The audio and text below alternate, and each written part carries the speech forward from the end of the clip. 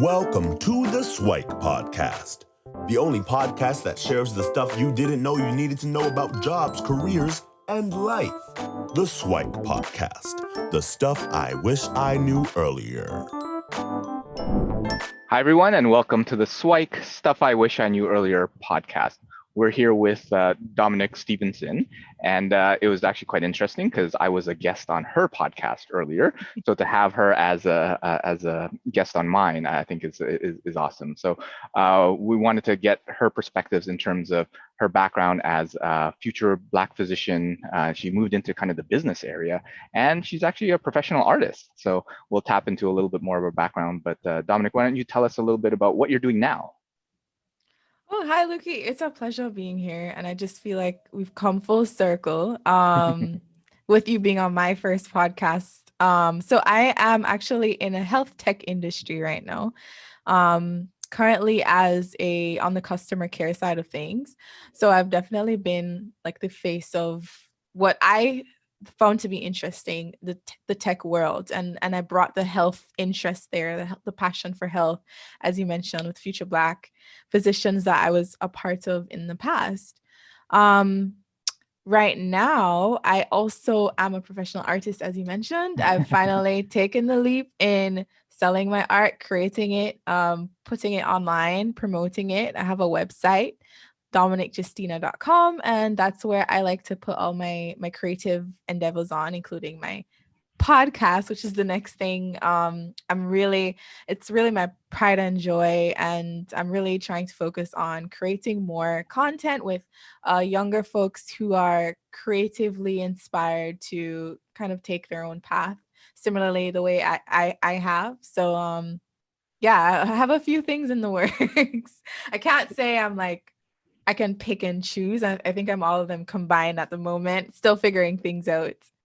Yeah, I think that's awesome, and it kind of goes to some of the breadth of what's going on and the possibilities where you don't have to necessarily restrict yourself to one of those things. So I'd love to kind of step back and talk a little bit more about yourself as a kid growing up. So we alluded to the fact that you want to grow up and become a doctor. So was that always the case, even when you were kind of young? Like, where did you grow up? How did you grow up? And what were the kind of the influences along the way? Good question. Yes, I think so I grew up in Jamaica, and I think the traditional industries are very well promoted to high school students, and that's the lawyer, the doctor, that kind of thing. Right. But for me, I personally was always surrounded by art. So my dad is a musician, and so I was introduced to music first, but then my parents put me in dance class. And so I was introduced to performing and using my body. And again, in comes music. So I always thought of myself as, I guess, quote unquote, right brained. But then I always did so well in bio in school. And it's just from elementary school. And I just followed that science track straight through to high school, straight through to university. No one in my family was a physician, which is funny enough. I just thought, my parents really latched on to the idea because, of course, like every parent wants to brag about their child being a doctor. Sure. They never forced me, though. So that's the thing. I never felt forced as a kid. Always had these artistic influences. I also, like, as a kid, like, followed through with dance, through to like doing dance company when I moved to New York. And learned some modern contemporary dance there. And then while doing that, I was also doing visual arts. So I guess I could say that art just never truly left my life. I just finally decided to pick up the paintbrush and treat it a little bit more seriously instead of putting it on the back burner. And I think science took a step back eventually. So I think, yeah, as a kid, I was just always doing art, but never thought of it as like that path for me to take us seriously. And I was inspired to do science because I was a very curious kid. I always had questions, specifically with like human behavior. I felt like I was the kind of kid who would always observe more than speak, which is funny because now I speak with more confidence now. But back then, like, if you thought I was a mute, I wouldn't blame you because I would it would pass as shyness. I think I was just a very shy kid. And when I look back at it, I'm just like, I think I was just observing. Like, I just felt like I was observing like a television show or something. Life was a television show. And I often forgot that I could be more involved. And I often felt like I was more of the audience. So it's interesting now. I feel like all those observations I've made as a kid, now I have something to say. And when I say things, I just feel like I search for meaning within them when I say them, because back then I kept them to myself. It's kind of weird. Yeah, no, that's amazing. So yeah, I'd love if you kind of walked us through a little bit more on your journey. So you grew up in Jamaica and you had those aspirations to become a doctor, mainly because it seemed like a pretty prestigious thing to do, right? So everybody else came from a music family, and oh wow, we have a potential doctor in the family. Seems like the right path to follow. But then you mentioned that you ended up in New York for a bit of dance in there, and then somehow you ended up in Toronto doing and starting an organization like Future Black Physicians. So how did that arc happen? Well, of course, for my parents, specifically my mom, she wanted to see my opportunities expand. And so the idea of studying abroad or studying internationally came about because of her ambitions for me. So I moved to New York to finish up high school, and I did the normal high school requirements. I was following along the scientific path. So I did biopsychology, those kinds of subjects, but art again just followed me along. So I ended up being invited actually into the dance company. And funny story, because I tried to join the volleyball team and I got kicked off almost immediately. Okay. I was just that bad. So ended up joining the dance company and then joining choir, that kind of thing. Finished high school, applied to colleges, and I got into U of T. Okay. And by then, my mom had applied for us to be permanent residents. So it just made a lot of sense to move to Canada at that point. And ended up at U of T, still was following the science track, wanted to do neuroscience as a major, and realized, hey, there is no pre-med program. What's going, like, being the track to, as a pre-med student, the track to medical school is a pretty intense one, and you want to make sure that you're doing all the things you need to do in order to be a successful and attractive candidate, right, or applicant. And so I just found it super daunting that there was no program, like a one-stop shop in place for me to kind of lean on for support and help. And worse, there wasn't any representation. Like, I wasn't seeing many Black physicians around, or Black medical students for that matter. Sure. I mean, at some point I realized that I was at U of T, and the class of, I forgot which class it was, but there was only one Black student who was admitted. And that to me was just very discouraging. So I think I voiced my concern to Ike Okafor, and he was working on the downtown campus. And he mentioned, like, honestly, let me backtrack. Before I did anything about it, I inquired. So I did my surveys with upper years, with new students, like first years, with mid years, everyone I could find. And they're also Black, and their response to my question, which at the time was, do you feel supported on your journey to med school? It was all the same. No. And I just thought, it's okay. So it's not just me. It's not because I'm new to the country. It's not because I'm in my first year. Like, I have third years telling me the same thing. This is an actual problem. What can I do to help solve this? Not just for myself, but for all the other folks around me. So I voiced my concern to Ike Okafor. At this point, I knew that I wasn't the only person feeling this way. I got everyone in one room, and that's kind of how the Future Black Physicians was formed, or the inception. So what happened in the room was, I would say, where the magic started. Everyone started voicing out, fleshing out the problems. What could we do to solve? What do you need? Mentorship. What do you need? I guess testing support. What do you need? Events. What do you need? So all these things started coming to place, and I was just making notes of these and thinking, okay, it would be really nice to have an organization. It would be really nice to have a team.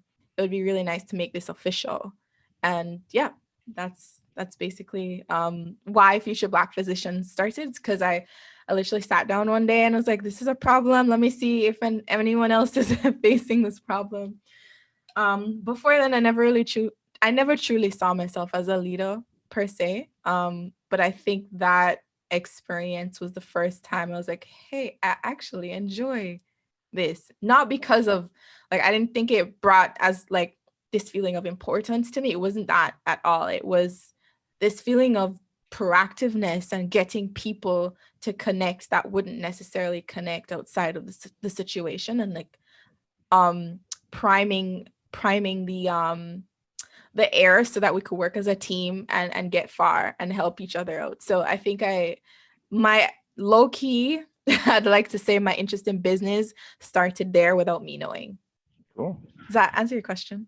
Yeah, of course. So I think what I heard there is you definitely found an interest and passion in that kind of difference that you made, because you found this problem, you felt it, and then you realized, hey, everybody else kind of feels it as well. And then as a result, you did something about it. You put together this organization, and that's kind of where the underpinnings of business come in. And where I'd want to turn the conversation is to, well, now that you're the leader of Future Black Physicians, and then, well, you're not a doctor right now, so kind of what happened, and how do you go through that? Because from our previous discussions, like you identified a lot with that, because you are kind of the face of the program. You built it, you incepted it, and all that sort of stuff. And then something else happened. So can you walk us through a little bit about how you moved on and found something different? Good question. And so I also want to preface this by saying there was, I think, a version of Future Black Physicians before. So what I did was, instead of creating a new organization, I just brought my idea to, at the time, the person who used to lead an organization similarly, and we joined forces there, and I was able to help breathe life into it more with my ideas. But yeah, I functioned with a team of people who were in the same situation. The idea was to overexpose. So this feeling of not being supported or being under supported, that was the issue. And what I wanted was the opposite of that. I wanted us to be so saturated in resources and context and mentorship that we were heavily informed in this idea of not just how do I make it to med school, but do I want to go to med school? And the goal, I realized, wasn't necessarily to transform everybody into a physician. The goal was to have a stream or community of support to help everyone make an informed decision. And I realized that was happening like when I would see the first rotation of execs. Some came and they left because thankfully the group was able to show them enough where they knew, okay, this is not my path, and I'm okay to step away now, knowing that I understand exactly like what this decision means for me and that this is the right decision. I was like, okay, that's fine.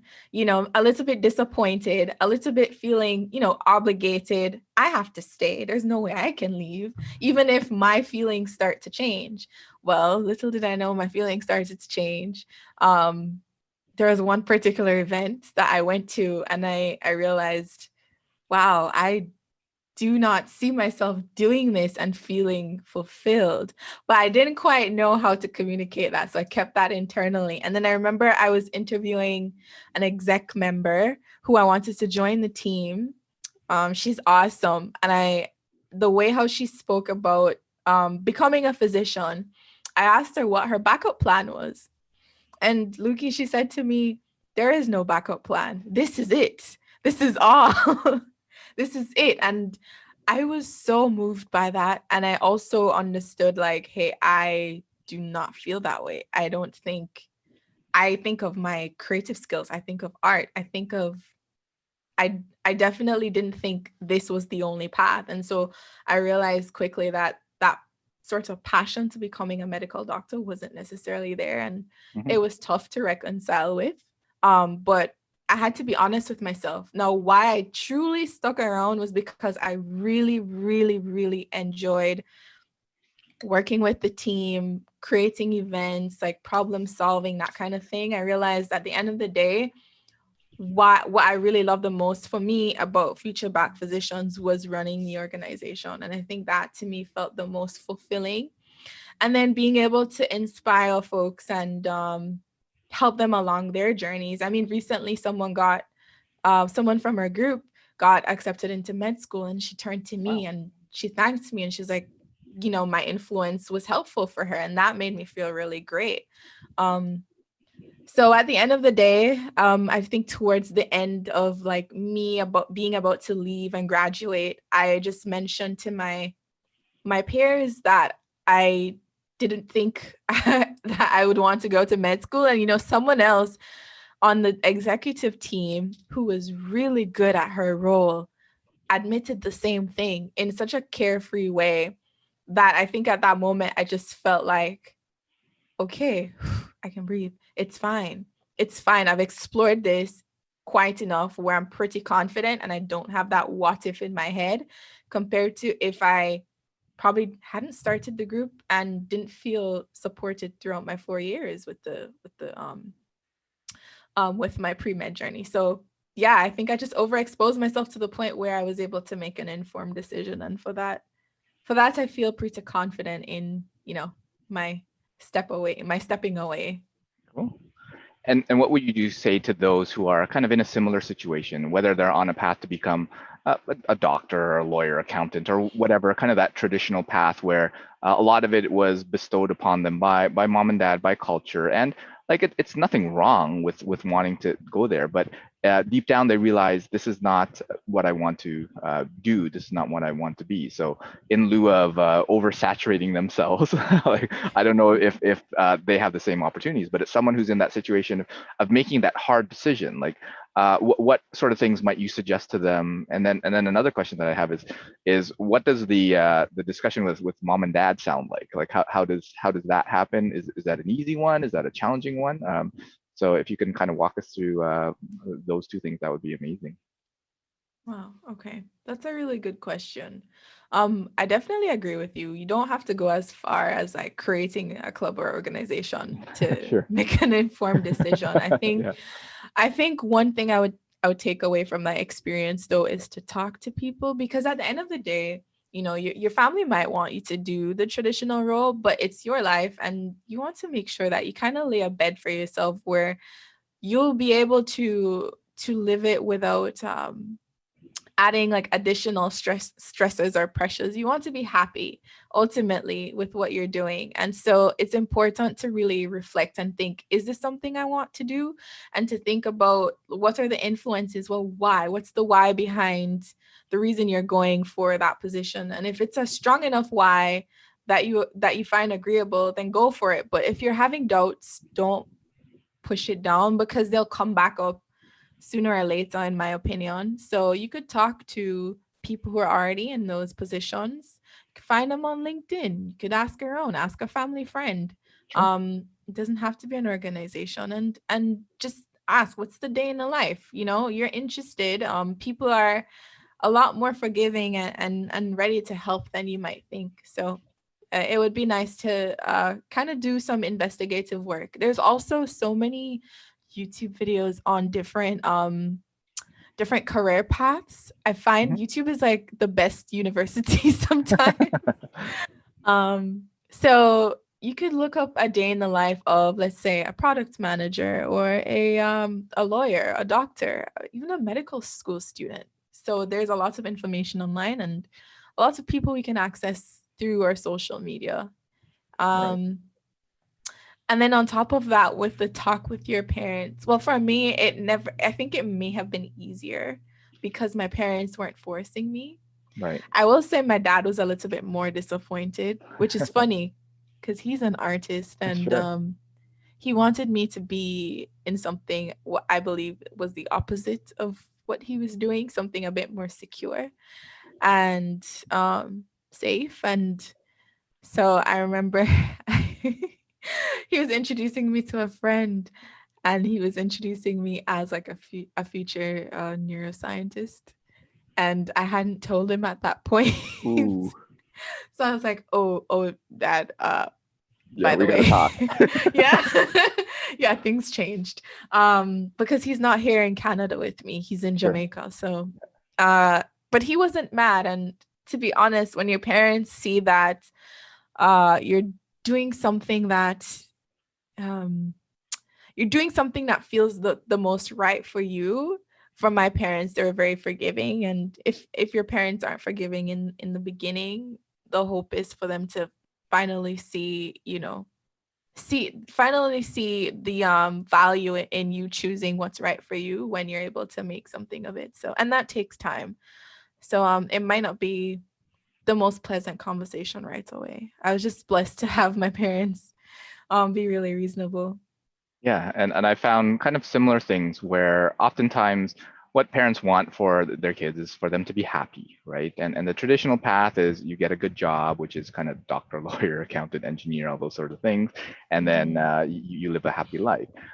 But oftentimes, if you have a clear understanding, clear informed decision and conviction that you want to go down this other path, most I find when they have the conversation are quite reasonable. Maybe past a little bit of shock because you spend a lot of time down a certain path. But as long as it's not considered like a willy-nilly decision, well, I'm just going to go with the direction of the wind. If you have a plan and a clear understanding of where you want to go, most parents I find are quite supportive. And on the first aspect about if you're curious about your own decision, making it certain, I think that why is so important. And what I kind of heard is a different version of exposing yourself, not overexposing, but you need to talk to people. You need to get in that area. You need to be around folks that are going to be doing what you want to do. And if none of Mhm. that resonates with you, well, you might want to think something else, right? And if it just maybe it's butterflies in your stomach and you're just a little bit nervous, well, maybe you keep going. But if it's at some point where you consistently talk to people in that area and they have the dream job that you've always wanted, and you're not resonating with anything in the conversation, well, there's probably something to that. So I think that's a great wisdom and advice there. But I mean, the story doesn't end there because you've now kind of switched, I guess, in different paths where the artist in you has kind of resurged. Where I guess you're on multiple paths where you're also in business and in art as well. So can you walk us through kind of that part of the journey as well? Yeah, for sure. So one thing I probably left out is we're not truly exposed to all the opportunities out there. And sometimes we Sure. can create our own opportunities. So just because you say no to a path that you felt was for you for some time, it doesn't mean that um, a variation of that that's just for you isn't out there. It's just for you to search. And I'm still searching. So ironically, I moved into health tech because I knew I didn't want to be in a traditional hospital or traditional healthcare space. Another red flag when I was trying to become a physician. But yeah, I knew I wanted to be in a more modern, nuanced space that had a more of a primary focus on preventative healthcare.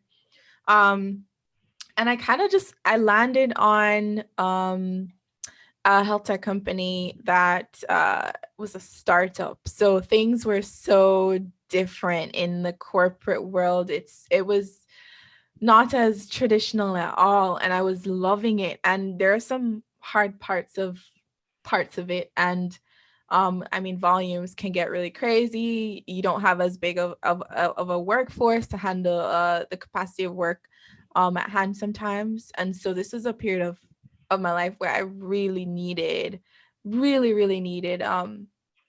something that felt like therapy. And for me, art always felt like therapy. And I guess in school, I was so busy and focused on the organization with Future Black Physicians, and I did a bunch of other things. I was doing part-time work at the university with the International Student Center. I was doing other clubs. I was on the executive team for a bunch of other clubs and just the busiest person in the world, and definitely putting my art on the back burner. So now I'm in the workforce. Now I'm feeling added pressures, and now I'm feeling more inclined to, self soothe and go back to my core, which is art. And so again, art just came up. Like, it follows me around. I'm telling you, anyways. So I think I started to take it a bit more seriously as soon as I graduated, and I thought, let me start this podcast. My first guest was an artist, and he was super, super confident in the art he was creating. And at the time, I had this little beanie art Instagram, and it was private, and I wouldn't follow anybody on it. So I would post and I would make these captions, really just talking to myself, like, oh, this process was super fun. I got to try this color, and like the complete antithesis of what social media should be. I wasn't socializing. It was like a private blog kind of thing. And he encouraged me to make it public. And so I did that. And then after a while, my confidence started to build. And then I started to create pieces. And then I joined a non-for-profit or art organization that helps emerging artists in Toronto. And they really exposed me to more creatives in the city and more opportunities to use my art and to make art. And I guess eventually, like, I was inspired enough and confident enough, like, who did I think I was to put the art that was on my secret Instagram page, now a public Instagram page, now on a public website, and now available for sale? It kind of just snowballed and became a thing of its own. And it wasn't planned necessarily. I just kind of like felt like taking the next step as the moment arose. So I'm really grateful for that journey, though, looking back, that it happened that way. Yeah, I think that's amazing. And what I took from that is sometimes folks are stuck in the throes of life, right? So the busyness of the world that kind of takes over. But if you take a step back and go back to whatever it is that kind of gives you comfort and that kind of therapeutic nature of it, for you is art, for other people it could be whatever it is, and kind of surround yourself in that community and grow and kind of allow yourself to be within it. And then maybe there's other things that happen, and maybe you can start selling whatever it is that you're doing. So the bakers of the world, I don't know, crocheters of the world, or whatever, or I don't know, the video gamers of the world. Well, whatever it is that kind of follows you around, as you mentioned, maybe bring it back up and give it a shot, right? Because if the universe is trying to tell you something, then maybe you do, and maybe that's not it, or it's not time. But eventually, if you start listening, then things kind of come to you. So I think that's amazing. And what sort of I guess advice or SWIKE, the stuff I wish I knew earlier, would you give to yourself in any kind of major milestones of your journey? So whether it's the I don't know, high schooler in New York, or the university student, or like the recent grad, like are there any kind of key things that if you could give yourself like a post-it note piece of paper of kind of words of wisdom for yourself, what might you sneak in through kind of like all the time dimensional portals or whatever, right? Good question. I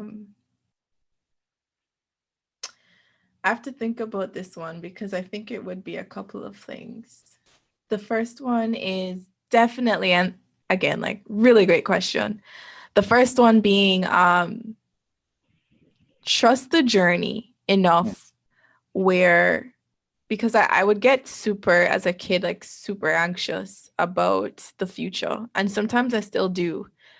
But now that I am where I am, I realize life events are connected. And that thing that you thought was happening for no reason actually is a major reason why you're here now. And so I realized that, if I stress less about what I think the timing should be and just embrace the reality of what is. So I guess it's this idea of just being present and doing the best you can in the moment you can.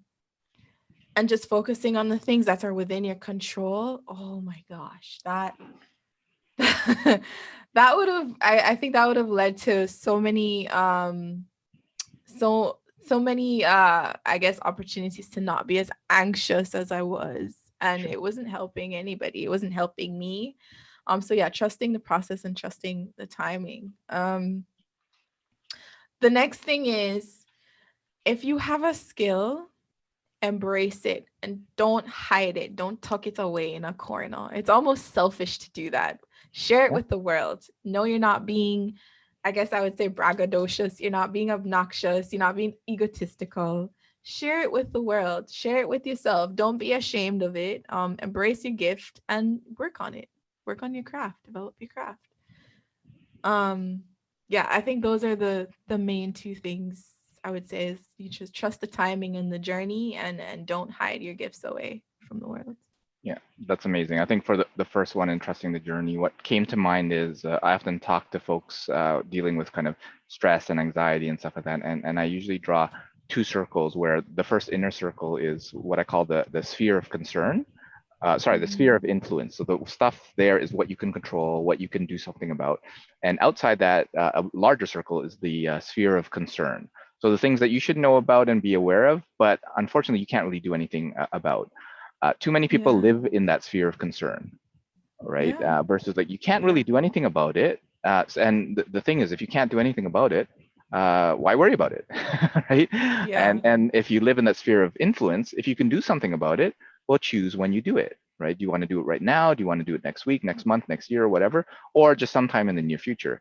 And when you can kind of get that under wraps and figure out what the difference is of what is really in your influence versus what you should just be aware of, then that can be so much more free, and you become more Yeah. peaceful as a result too. And I mean, I struggle with it just as much as everybody else, but I've learned to manage it a little bit better. And on your skills, yeah, I would echo that. Where like I would encourage folks to pick something and find something to master, right? And be the best whatever it is that you want to be, right? So if you want to be a crocheter or whatever, be the best damn crocheter you want to be. And that's one of the things that I aspire for my kids is I don't really care what you be, but whatever you be the best damn whatever it is that you can be. So I like it's what that. it's one where so many people are kind of hedging bets and they're kind of just doing kind of everything. Whereas, sure, let's commit, and it doesn't mean you can't change it, right? Because oftentimes when you follow one There you path, go. you can build off, and it turns into something else, right? Mm-hmm. Like if I take my case in point, I did the computer science. I was okay at coding. I was pretty decent and good. I went into consulting, and I was pretty good at that. But what consulting has with what I'm doing now is I would like advise and coach my clients, and I think I'm a pretty good coach. But then the challenge is now that I see the world of coaching and all those amazing people out there, it's like I suck and I have so much more to go. And but at the same time, I'm probably better than a lot of other people, so I'm constantly learning and growing and things like that. And I encourage folks to do the same. And yeah, so thanks for sharing your story. And what are kind of the future aspirations upcoming? Well, I know you're still figuring stuff out. There's still much more to go, but what's kind of in the immediate horizon? Are there any kind of key milestones or key things that are underway? More that we can find from the podcast, or more art installations and pieces, or something else? Good. Good question. Before I answer this, I also wanted to say, you said crochet twice. So I'm Yeah. wondering, Luki, is this one of your like hidden passions? No, I wouldn't say that. I think I watched it's like a Korean drama or something, and my wife was watching it, and that guy, he knitted like a scarf for his girlfriend thing. So it just came to mind. But hey, I never say never. So maybe I You should never pick up some know. You yarn never and know. maybe I'm the world's greatest crocheter, and I just don't even know, right? But yeah, maybe I'll look into that. But Yeah. yeah, so what sort of things are upcoming for you?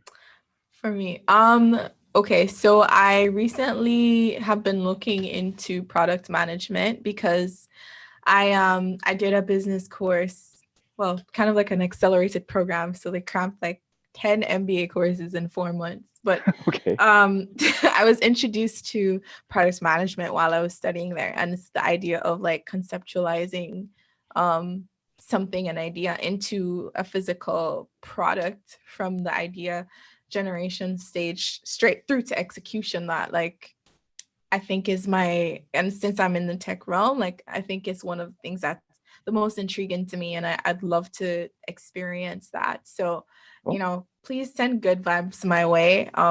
That's a direction I want to take in my I guess I would say the tech realm of my career. In terms of everything else, my creative side. Also thinking that I could use more of my creative side in the tech elements of my career with product management, but in my creative side, it's more a bit more traditional. I want to be creating more pieces, selling more pieces, populating my website, and being more consistent. I was also talking to you about this, being more consistent with my podcast, because I had stopped at a point, and um now that I've kind of brought it over to YouTube, I'm hoping to breathe more life into it. My sister is on board with helping me with it, so it's not just a one-man band anymore. I'm really excited about that, and yeah, just continue creating, whether it's the podcast project or creating a painting. I really do believe that creativity is not just traditional arts. In a sense, everyone has the power to create something, whether it's a business idea or coding or that kind of thing. So I will always be doing that. And besides the career milestone, the upcoming one, with the product management and the aspirations towards building out more podcast episodes and building out, well, not building out, but creating more paintings.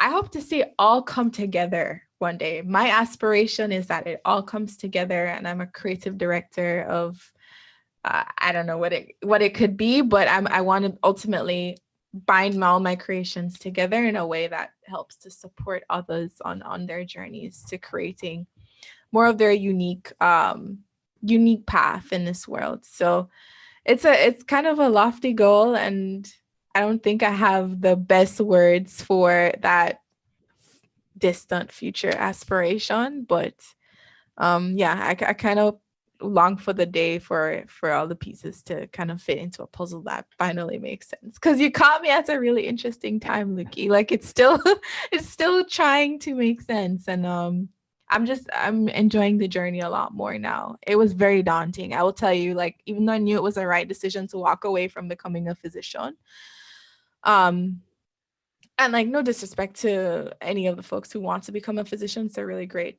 and valuable role in society. I felt so lost, because here I was, wanting to do this thing for years, and kind of felt like my world got pulled from under me, because now what am I meant to do? What am I supposed to do? So I'm enjoying the journey right now, and I'm kind of longing for the day for it to all make sense. no, I think we caught you at the perfect time, in the sense that part of it is following you on your journey and figuring out where all of this takes you, and all the amazing kind of adventures that you'll have. And I kind of see you as kind of the founder and product manager of an I don't know, artistic tech company with a podcast on the side that interviews all these amazing artists and creators out there, that puts them and makes them available on this platform, like the Uber for artists, whatever that might be, or the Airbnb for artists. Pick one of those things, and Oh, and that's a really good idea. there you I go, love and that. go Yeah. build it out, and have that done. But yeah, I think you shared a lot of your story, which I think will help a lot of people in order to uncover and hopefully make their own decisions and journey. Like, so if you want to be a doctor, do it, but make sure it's a good decision. If you have kind of hesitations, well, think about it, and the right answer still might be to do it, but do it with an open mind, and overexposed information would be good. But yeah, and thanks so much for joining us, and hopefully we'll have you back to kind of give us an update, and maybe talk about some other things. Like I found a bunch of topics that we could probably do a deep dive into. But Dominic, thanks so much for joining us. Well, thanks for having me, Luki. This is great. Thanks, everyone. Bye. Thanks for joining us on the SIWIKE Stuff I Wish I Knew Earlier, the podcast. If you like the podcast, please subscribe on iTunes, Stitcher, or wherever you found this podcast. And if you can give us a review, that would be very appreciated. Feel free to contact me on LinkedIn at Luki Danu, LUKIDANU, and the same on most social media platforms. And I look forward to hearing from you. Thanks. Bye.